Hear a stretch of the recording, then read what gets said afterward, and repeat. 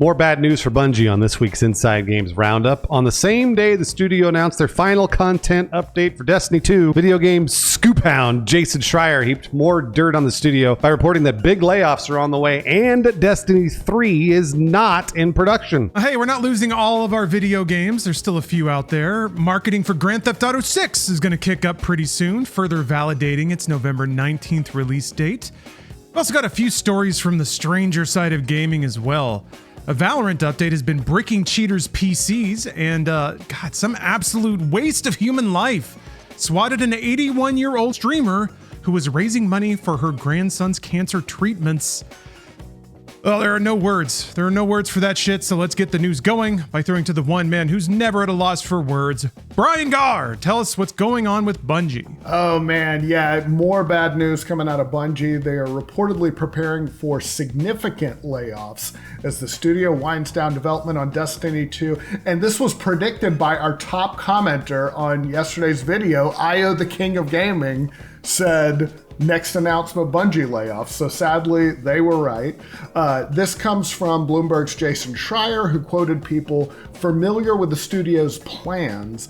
We don't have any report yet on how large the layoffs might be, but Schreier's use of significant is not a great sign.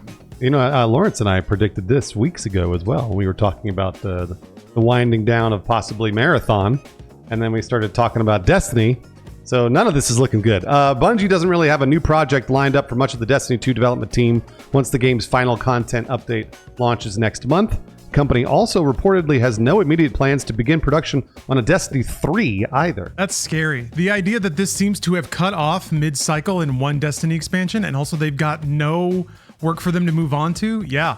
That means layoffs, unfortunately. On Thursday, Bungie confirmed that this June 9th update will be the final content release for Destiny 2, though the game will remain online for players, and of course, you'll be able to spend money on it if you really want to. Yeah, they wrote in a blog post, while our love for Destiny 2 has not changed, it has become clear that after the final shape, we have reached the time for our shared worlds and Destiny to live beyond Destiny 2. I think they mean die. Interesting, they said final shape and not renegades. Oh, whatever. And also live beyond, it meant die.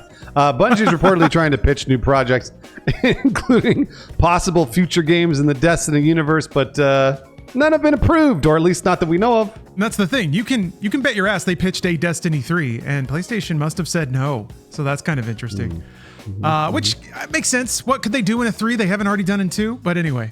The studio has instead shifted more staff and resources towards Marathon, its extraction shooter released earlier this year that has reportedly struggled to meet sales expectations.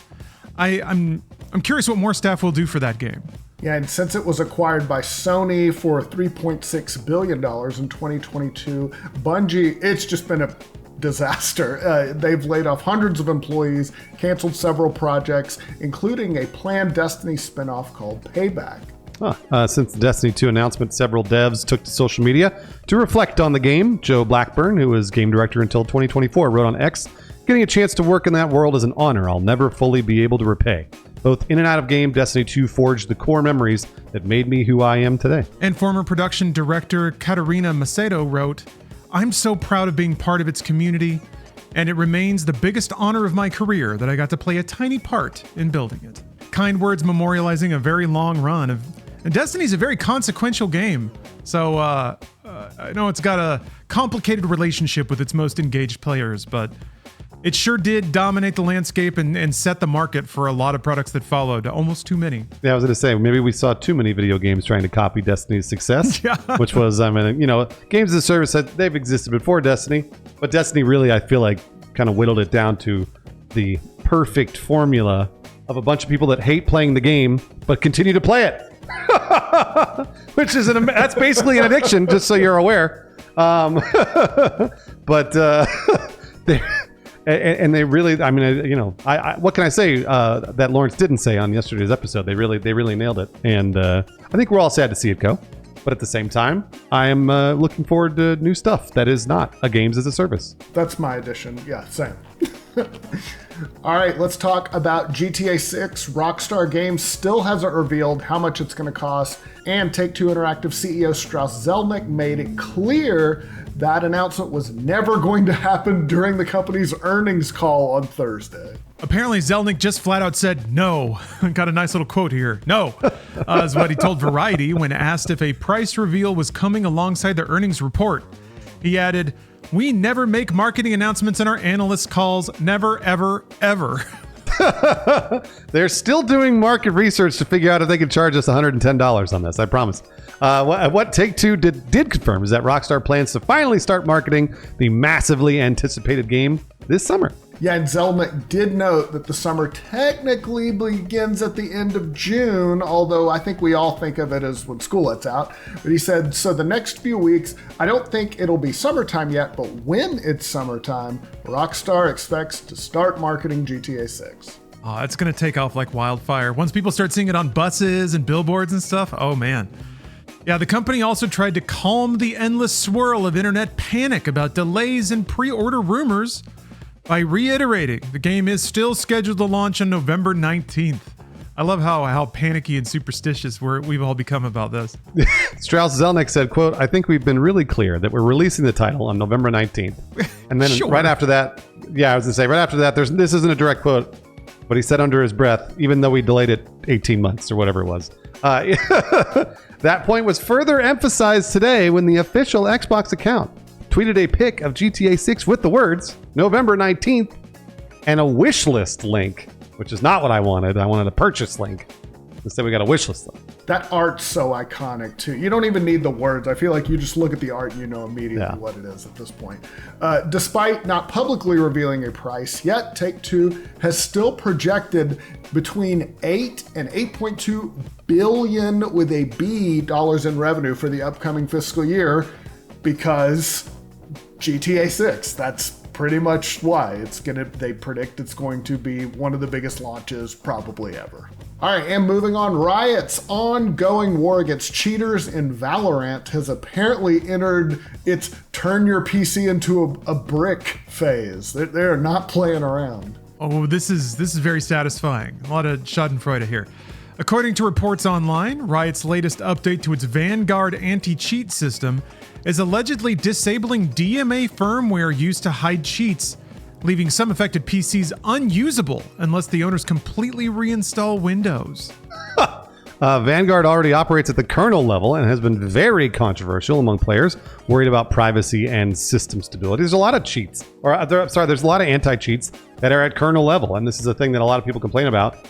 And the thing I always say is, all right, well then don't play the game. Pretty simple. The newest complaint started after ex-user Ogasada claimed Vanguard now blocks, quote, the majority of DMA firmwares using SATA NVMe, adding that once triggered, the firmware becomes unusable, quote, even without the game running or after uninstalling Vanguard. Cool, so it just blocks your computer's ability to see your storage, it seems like? Damn, okay.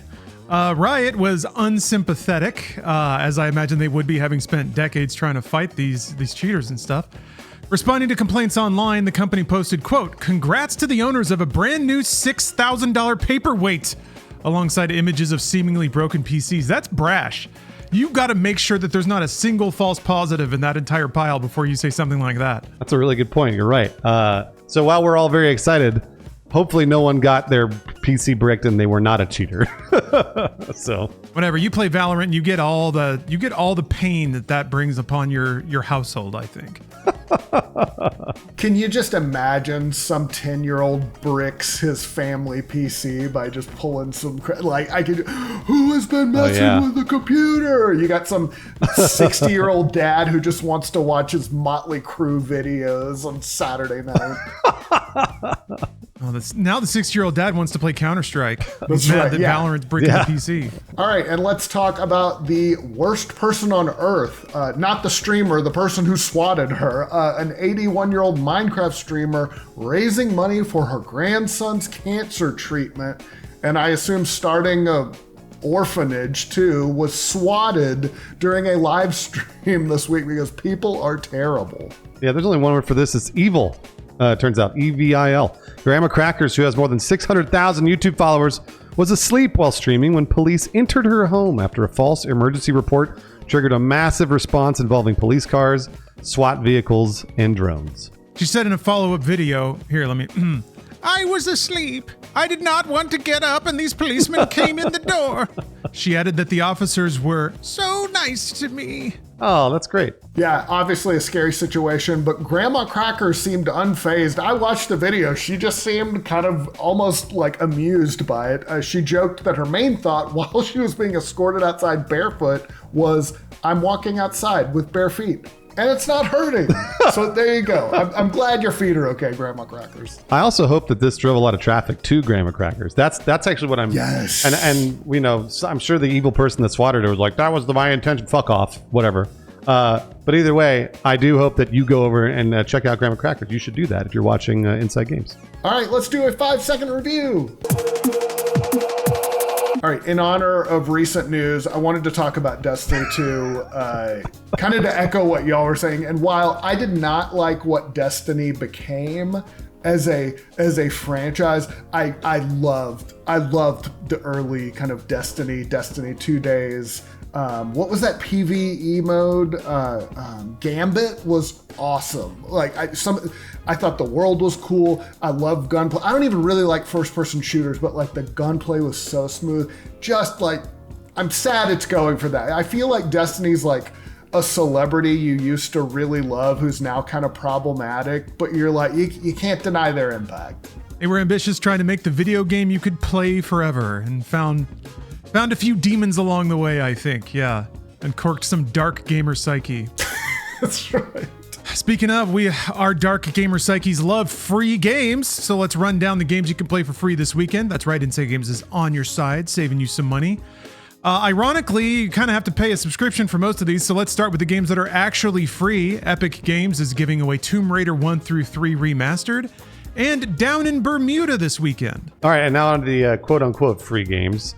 Amazon Prime subscribers, you're paying for Prime, but Amazon Prime subscribers can claim Palindrome Syndrome Escape Room, Space Grunts, and Hot Brass this week. And this month's PlayStation Plus games that are now available for subscribers, that is Star Wars Outlaws, Red Dead Redemption 2, Bramble the Mountain King, The Thaumaturge, Flintlock, The Siege of Dawn, Broken Sword, Shadows of the Templar Reforged, and Enotria, The Last Song. Oh, and hell yeah, Time Crisis, yes, is now available through PlayStation Plus Premium. All millennials and Gen Xers know the first time they saw that Time Crisis cabinet in like a mall arcade up front center. It was a beautiful day in 94 or whatever. All right, now on to Xbox, starting with their free play days. They have free games you can play every weekend on console.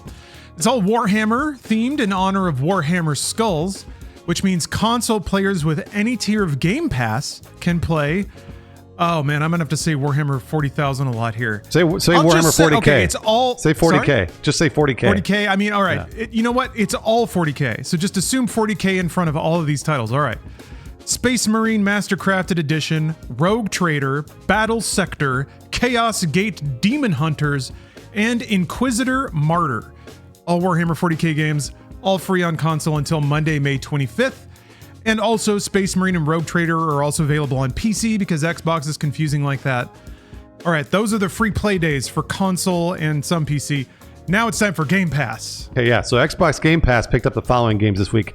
Forza Horizon 6, Dead Static Drive, My Friend Peppa Pig, Pigeon Simulator, Remnant 2, Winter Burrow, and Luna Abyss. And we got one final list of games for you, the sad list. The list of games leaving Game Pass at the end of May. Against the Storm, ooh, that's good. Crypt Custodian, Metaphor ReFantazio, Persona 4 Golden, and Spray Paint Simulator. All right, moving on to the upcoming games for this week. First, we've got Slaughter Not is a turn-based slot machine battling adventure. Fight evil fruits alongside your battle buddy slot machine to save your village. Spin your destiny and grab the precious loot in a fast-paced, colorful adventure. Comes to PC May 25th. Lumen Tale, Memories of Trey is a captivating monster collector RPG set in a beautiful and enchanting world. Follow Trey as he embarks on an adventure to recover his missing memories and make new ones with the Animon. Definitely not Pokemon, don't sue him. It comes to Switch and PC May 26th. Oh man, you're never going to guess this next one. All right. Stone Machia. Arm yourself with the power of what? Friendship? Guns? Food? No. Chess. Arm yourself with the power of chess and explore Metalon, a land haunted by the plague of angels in a dark action adventure with Souls-like elements? What the fuck? Will you be able to return to heaven and Stone Machia coming to PC on May 26th. Man, I don't think I guessed any of those sentence parts at all. Like, not one part of that sentence I got. Coming next, Town to City. Build an idyllic 19th century Mediterranean town and help it flourish into a prosperous city. Freely place and customize each element to create the perfect home for your growing population in this cozy city builder from the creators of Station to Station. Comes to PC May 26th, and by the way, it's awesome. It's a great game. 007 First Light. Follow James Bond as a young, resourceful, and sometimes reckless recruit in MI6's training program and discover an origin story of the world's most famous spy. Comes to PS5, Xbox Series X and S, Switch 2, and PC May 27th. Next up, Echo Generation 2. Embark on a sci-fi deck-building RPG odyssey. Build your crew, master powerful decks, and uncover the truth behind a growing cosmic threat. Deal the cards, defy the cosmos, embrace the adventure. Echo Generation 2 comes to Xbox Series X and S on PC on May 27th. Up next, 868 Back, meaning 868 BACK, is a computer hacking strategy roguelike game where your mission is to dismantle capitalism one server at a time. You star as Lawrence Sontag, hacker extraordinaire. I mean, basically you do at this point. You use your hacking powers to fight enemies, steal the server's data, and face increasingly nasty situations before being disconnected again by the richest corporations on Earth. Comes to PC May 28th. Akatori is an epic Metroidvania where you wield your staff to fight, jump, and explore diverse realms across different eras. Explore worlds spanning different eras, battle formidable enemies, and help Mako stop the amber storms that poison all living things. It comes to PC May 28th. Beat the Champions is a fast-paced arcade football game where legendary players clash in explosive matches powered by special abilities. No realism here, just speed, skill, and pure competitive chaos. Beat the Champions comes to PS5, Xbox Series X and S, Switch, and PC on May 28th. Up next is Moon Sigil Atlas, the deck-building roguelike with no energy. Play cards using physical space. Slot cards together, manipulate the shape of your cards, and create overpowered combos to break the game. Comes to PC May 28th. Mina the Hollower. Take control of Mina, a renowned hollower hurtled into a desperate mission to rescue a cursed island. Whip foes, burrow through the ground, and explore a pixel-perfect world in Mina the Hollower, a brand new game from the developers who brought you Shovel Knight. Oh, there you go. Comes to PS5, Xbox Series X and S, Switch 2, Switch, and the PC May 29th. Finally, your favorite hip-hop group is back. Yes, NERD. I love this band. Yeah, right. NERD is a story-driven escape room puzzle game. That's different than I remember. Brought to life as a gripping interactive movie. Okay, you got my attention. I like this. Inspired by cult thrillers, this is an experience that will pull you in and won't let go.